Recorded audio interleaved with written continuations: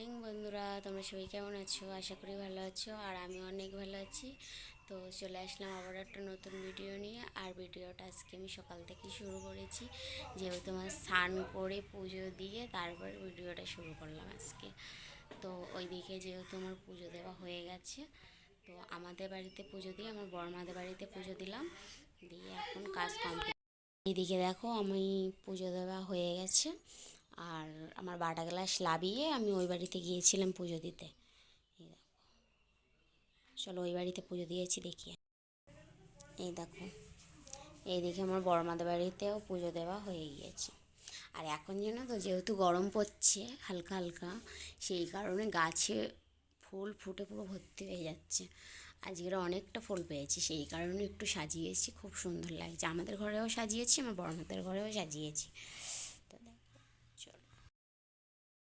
তো এইদিকে দেখো, তোমাদের দাদা ভাই এখন সন্ধ্যাবেলা বাজার করে নিয়ে এসেছে।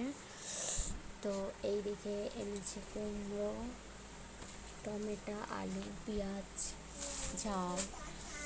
এইদিকে আছে তেল, আদা, রসুন, এটা হচ্ছে জিরে মরিচ, ডাল। আর কি নিয়ে এসেছে? ও, মুড়ি, আর হচ্ছে যে চানাচুর। তো চলো এগুলো আর কি একটু গুছিয়ে নিয়ে।